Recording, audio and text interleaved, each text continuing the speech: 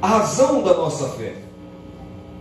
A morte de Jesus foi um dos eventos mais importantes da história.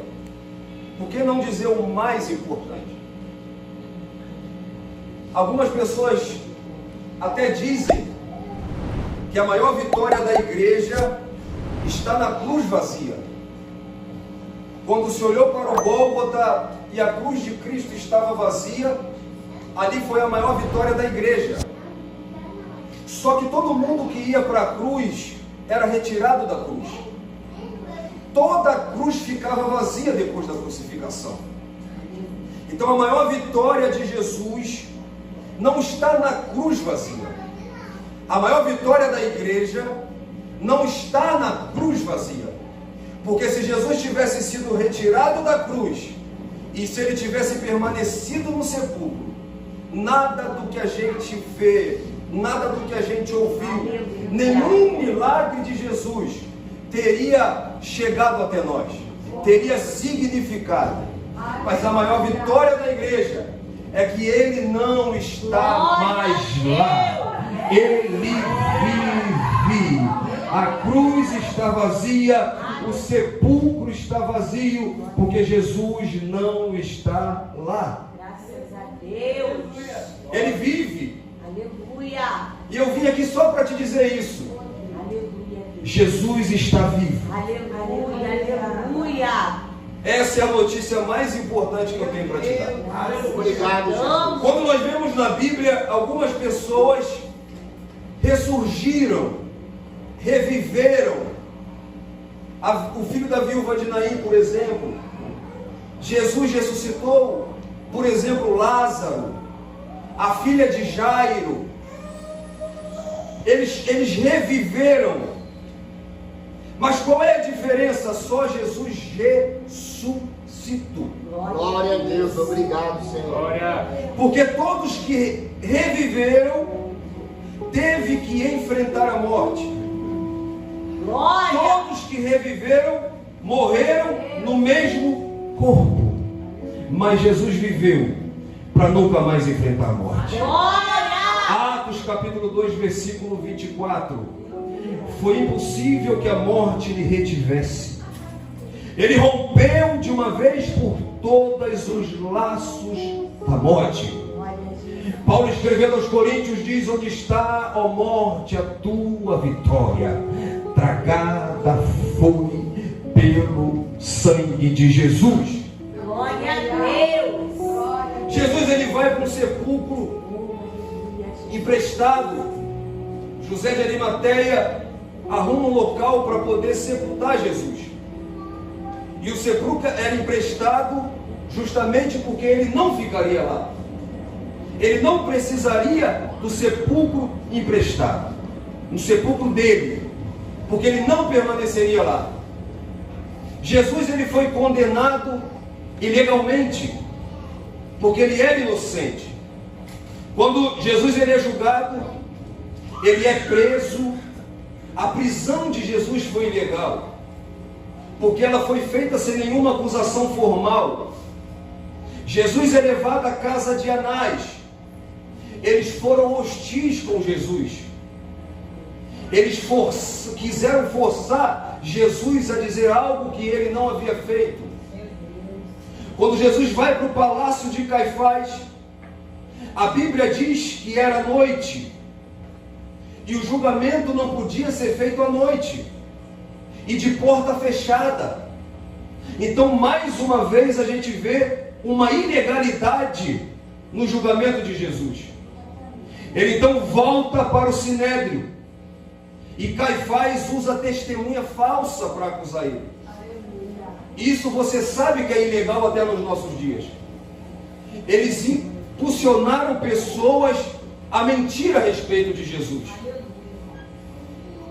E outra coisa que acontece é que o acusado não podia ser condenado no mesmo dia da conclusão do julgamento. Ele deveria esperar até o dia seguinte para sair o veredito. Mas a pressa, a oposição, o levante era tanto que Jesus ele é condenado, o veredito é dado e ele é crucificado.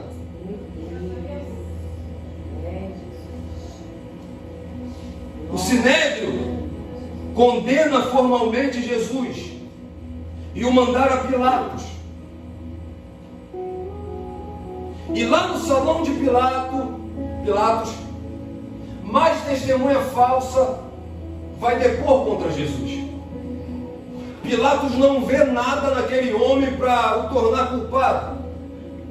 Então ele é mandado para Herodes. Olha o jogo de empurra com Jesus. Leva para lá, traz para cá, tenta de qualquer maneira acusá-lo, condená-lo. Herodes então manda ele de volta para Pilatos. Pilatos lava suas mãos e declara que não vê nada em Jesus para condená-lo. Então Jesus é condenado, sendo declarado pelo governador de Roma inocente.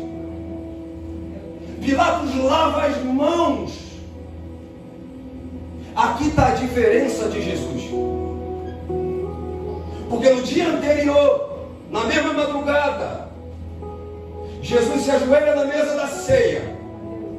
Enquanto está todo mundo discutindo, querendo saber quem vai sentar no trono, quem é o maior, Jesus pega uma bacia, um pano com água e lava os pés dos discípulos. Agora Pilatos lava as mãos. Era Páscoa. E Pilatos então diz, como de costume, nós vamos libertar um dos prisioneiros. Tem um tal de Barrabás aqui, o maior prisioneiro, o maior acusado, o maior bandido da época. Ele apresenta Barrabás e Jesus. E a multidão que come do pão que ele multiplica, a mesma multidão que grita, Hosana, Rei dos Judeus, quando ele entra em Jerusalém montado no jumento, tiram as vestes, jogam no caminho, pegam folhas de figueira para Jesus passar. É a mesma multidão que grita, crucifica, crucifica. Eu vim te dizer com isso para você tomar cuidado com a multidão que te aplaude. Nem todo aplauso é sincero. Eles gritam para crucificar. Então ele é condenado, crucificado. E quando você for falar isso para alguém, diz Jesus, ele se entregou à morte. Jesus não foi morto. Jesus não foi assassinado. Ele diz em João 10:18: ninguém pode tirar minha vida. Eu a dou. Eu quero. É da minha vontade. Pedro diz que ele é o cordeiro entregue por presciência, conhecimento antecipado. Sabia o que veio fazer e fez. Eu vou te dizer por quê. Porque um dia ele olhou para as pedrinhas e te viu aqui sentado. Ele fez simplesmente porque ele te ama. Ele fez porque ele sabia que você precisava que ele fosse para o Calvário. Mas o sepulcro de Jesus não foi um funeral. O sepulcro de Jesus foi um lugar de festa. Eu ouvi um pastor dizendo que Jesus, ele entrou na morte para matar a morte, para te dar vida. O sepulcro de Jesus foi aberto de dentro para fora. Ele entrou na morte, matou a morte, e a pedra não pôde segurar ele. A pedra não foi removida para Jesus sair. A pedra foi removida para as mulheres entrarem. Ele está vivo. Aleluia. A melhor notícia do mundo veio do sepulcro de Jesus. Apocalipse capítulo 1, versículo 18, perdão. João está idoso na ilha de Pátimo. Ele diz que de repente ele ouve uma voz como de muitas águas. Ele vira para ver quem fala com ele. E quando Jesus se declara para João, ele diz: sou eu. Estou vivo. Estive morto, mas estou vivo pelos séculos dos séculos. e tenho na minha mão a chave da morte e do inferno. Ele vive, Ele vive. Jesus Cristo vive. É por isso que você está aqui, porque Ele vive. Atos capítulo 13, Paulo está pregando na sinagoga de Antioquia. Aí ele diz: depois de cumprirem tudo aquilo que estava escrito a respeito dele, tirando-o do madeiro, puseram-no no sepulcro, mas Deus o ressuscitou dentre os mortos. A morte não pôde segurar Jesus, a pedra não pôde segurar Jesus, os guardas não puderam segurar Jesus. Ele está vivo, Ele está sentado à direita do Pai, Ele reina, Ele intercede por nós, e de lá Ele voltará para buscar a sua igreja. Mas eu quero bem rápido falar uma coisa para você. Glória a Jesus. É o primeiro dia da semana. João diz que ainda estava escuro de tão cedo que era. Lucas diz que era o dia da preparação, por causa do sábado. Do pôr de sol de quinta ao pôr de sol de sexta, era o dia da preparação, do que eles chamavam do sabate. Então, era feita todos os preparativos para o sabate. Jesus morre na cruz e a Bíblia diz que José de Arimateia pede o corpo do morto. Ele pega o corpo do morto, ele prepara junto com Nicodemos o corpo do morto, ele limpa o corpo do morto, ele passa as especiarias no corpo do morto, pega o corpo de Jesus morto e põe no sepulcro. Aí a Bíblia diz que as mulheres pela manhã, elas vão até o sepulcro curiosas, mas elas não podiam ir lá no momento por causa do sabate, por causa da preparação. Mas elas estão curiosas porque elas querem ver aonde colocar o corpo do morto. Eu louvo a Deus pela vida da nossa irmã Lidiane, que já deu um pouquinho aqui para a gente uma introdução disso. É uma confirmação que Deus quer falar isso para você aqui hoje. Jesus está vivo. É simples. É simples. É uma mensagem simples. Jesus vive. Jesus vive. E o dia que isso não mexer mais com a gente, nós que estamos mortos, Ele vive, Ele reina. Eu posso passar a noite toda aqui falando isso. Jesus vive, Jesus vive, Jesus vive. Se Ele não estivesse vivo, de que valeria a nossa fé? Paulo disse: se Cristo não tivesse ressuscitado, vã era a nossa pregação e inútil era a vossa fé. Jesus Cristo vive, Ele reina, Ele vive. Repare nisso. Elas então querem limpar o corpo do morto que já tinha sido limpo. Entenda isso aqui. O corpo de alguém morto, ele passava por um processo de purificação. Isso impedia, pelo menos alongava, demorava mais para entrar em estado de decomposição. E também tirava o mau cheiro. E qual era a intenção de fazer isso? É para poder visitar o sepulcro do morto. É para poder ir lá no corpo do morto e ver ele bonitinho, deitado, morto. Tocar nele de novo, ver ele por mais tempo. Um fato triste nessa história é que eu só vejo uma classe na Bíblia que lembrou que Jesus disse que ia ressuscitar no terceiro dia. Está todo mundo olhando para Jesus morto. Mas os fariseus que tanto perseguiram Jesus, que combinaram para crucificar Jesus, vão até Pilatos e pedem para pôr guardas na porta do sepulcro, porque ele disse que iria ressuscitar no terceiro dia. Só os inimigos de Jesus lembraram que ele disse que iria ressuscitar.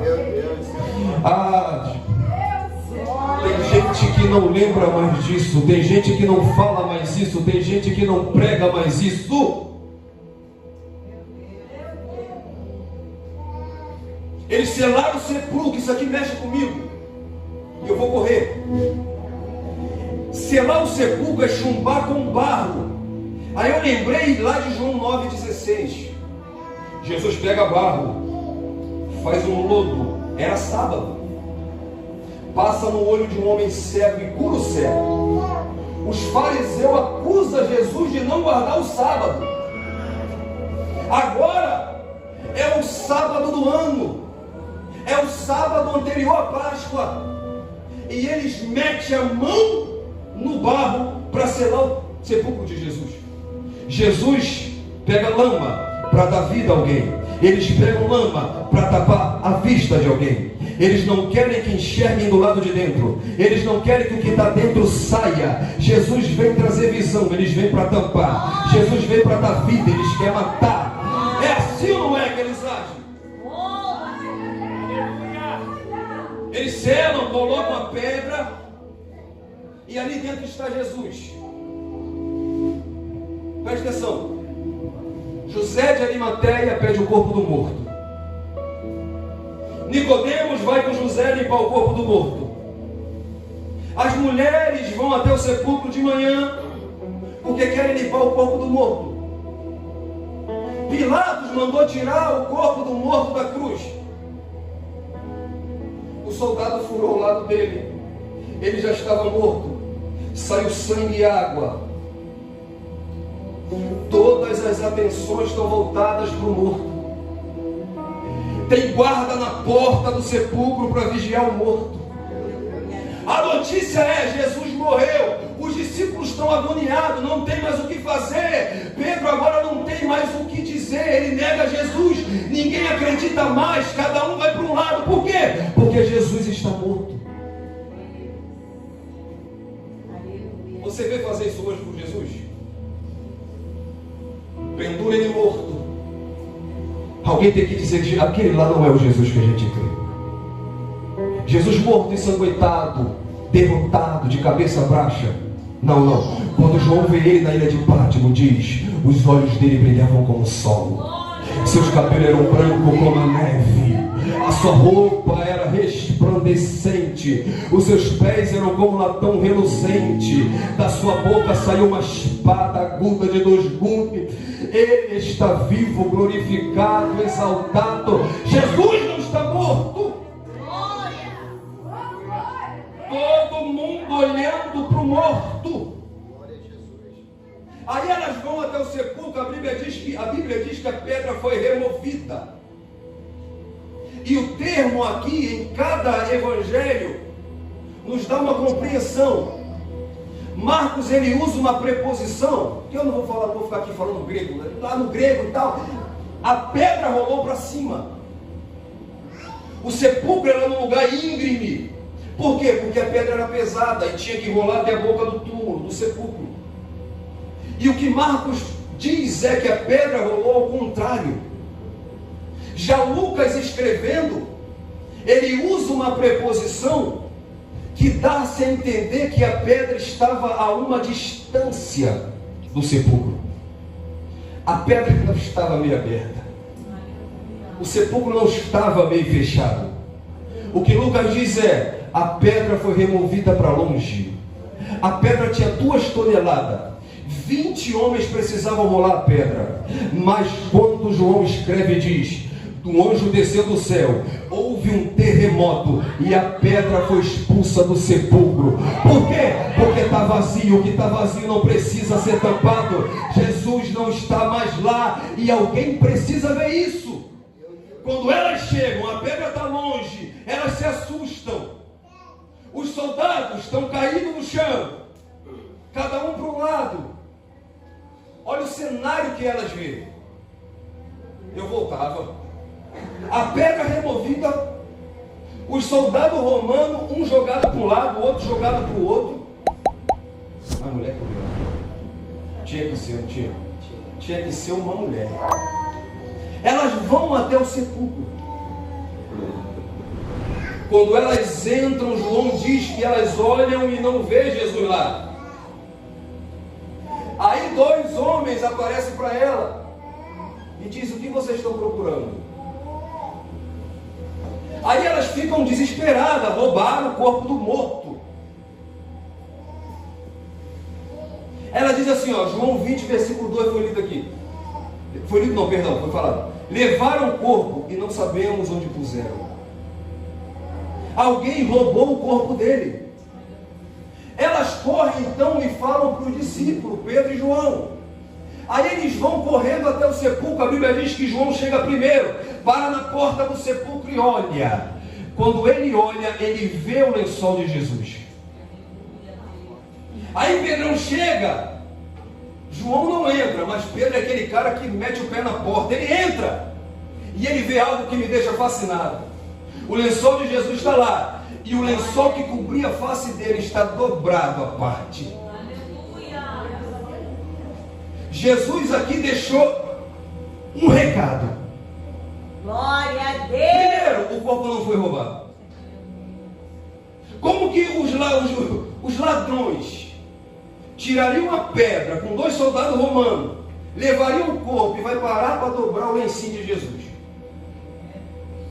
Tem alguma coisa diferente. Jesus deixa um outro recado.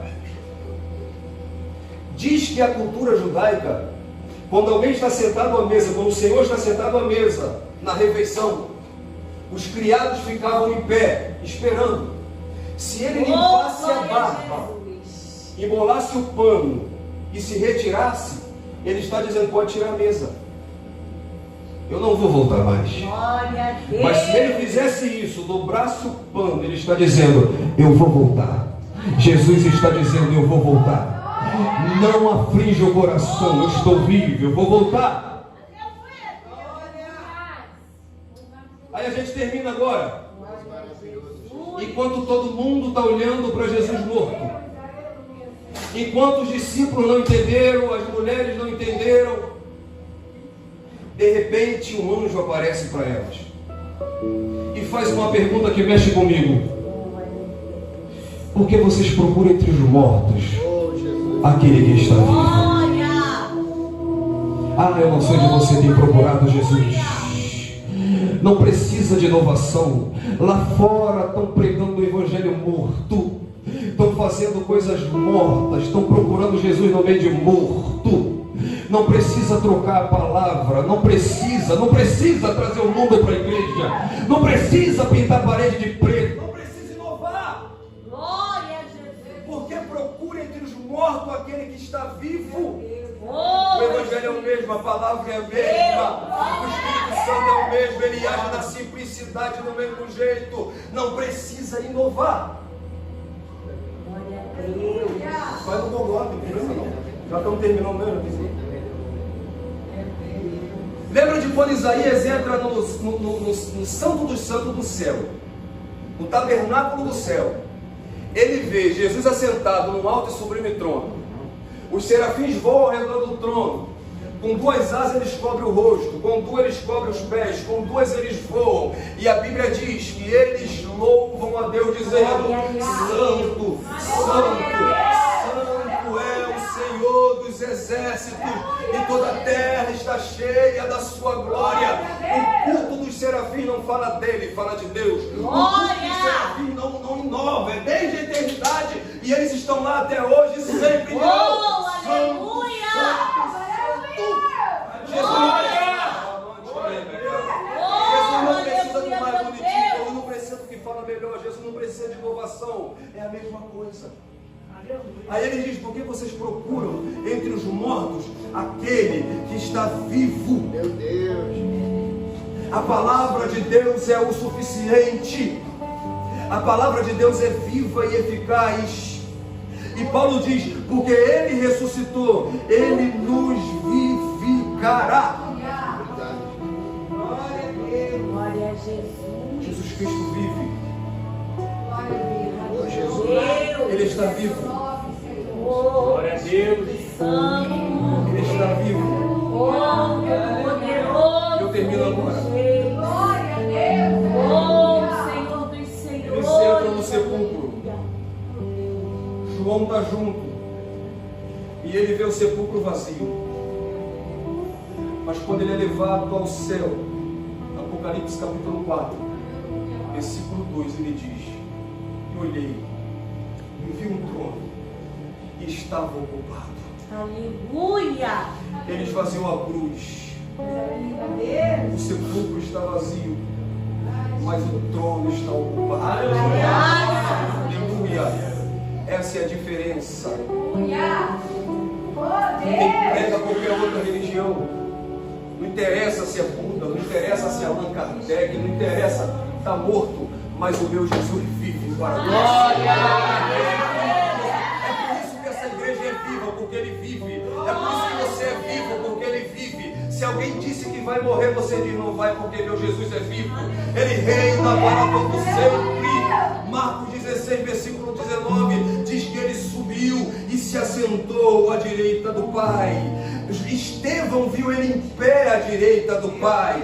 Paulo diz: ele está em pé à direita do Pai, e lá ele intercede por nós, porque ele está vivo. Ele não está mais no sepulcro, ele está sentado à direita de Deus. Ele está intercedendo por ti. Ele é o nosso intercessor.